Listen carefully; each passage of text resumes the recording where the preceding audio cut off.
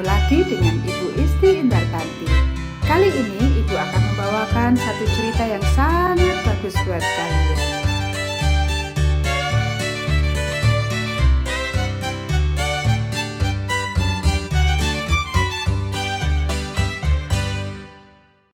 Memperbaiki bait suci.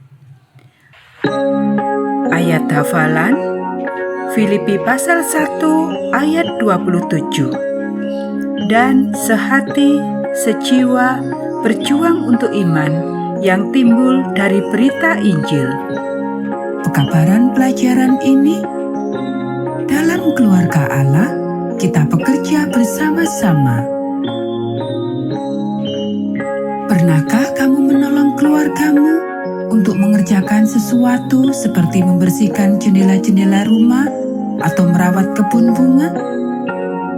Yoas memimpin kerajaannya yang besar untuk melakukan sebuah proyek yang besar, dan semua rakyatnya bekerja bahu-membahu. Raja Yoas melihat ada sesuatu yang harus dikerjakannya. Bait suci Allah tidak pernah dipelihara selama raja-raja dan ratu-ratu yang jahat yang memerintah bangsa Israel. Beberapa raja dan ratu bahkan telah mengambil batu-batuan dari tembok Ka'bah dan menggunakannya untuk membuat patung-patung berhala yang mereka sembah. Anak-anak Ratu Atalia yang kejam telah mencuri perkakas Ka'bah yang terbuat dari emas dan perak, kemudian menggunakannya untuk penyembahan berhala-berhala mereka. Sekarang, Yoas telah menjadi raja. Dia ingin memperbaiki Ka'bah itu. Dia ingin membangun kembali tembok-temboknya dengan batu-batu dan kayu-kayu yang baik. Dia ingin mengganti semua alat-alat yang dipakai di dalam Ka'bah. Tetapi semua itu akan menghabiskan biaya yang besar. Di mana dia bisa mendapatkan uang sebanyak itu? Kemudian Yoas mendapatkan sebuah ide. Dia harus mengumpulkan uang itu sedikit demi sedikit. Tetapi dia tidak akan melakukannya seorang diri. Dia juga akan meminta seluruh rakyatnya untuk ikut melakukan hal ini. Yoas dan para pekerjanya membuat sebuah peti, sesuatu yang mirip dengan sebuah kotak kayu besar yang memiliki sebuah lubang di bagian atasnya. Dia meletakkan kotak itu di dekat pintu masuk Ka'bah.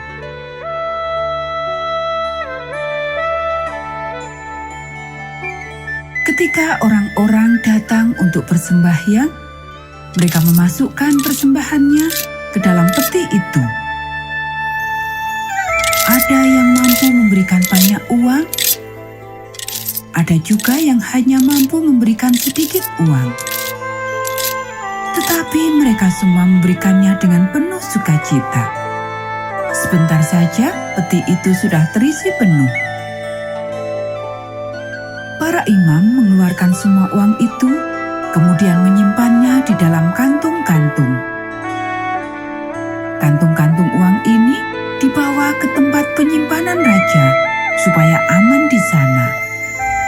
Kemudian mereka menaruh peti itu di tempat semula supaya diisi kembali. Berulang-ulang imam-imam mengosongkan dan meletakkan peti itu supaya dapat terus diisi. Dan orang-orang selalu membawa persembahan mereka untuk dimasukkan ke dalam kotak yang berlubang di bagian atasnya itu.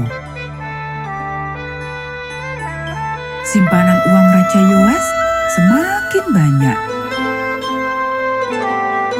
Setelah persembahan-persembahan dari seluruh rakyatnya dikumpulkan menjadi satu, kini perbaikan Ka'bah sudah bisa dimulai. Semua tukang kayu dan tukang batu terbaik yang ada di negeri itu dipanggil untuk bekerja.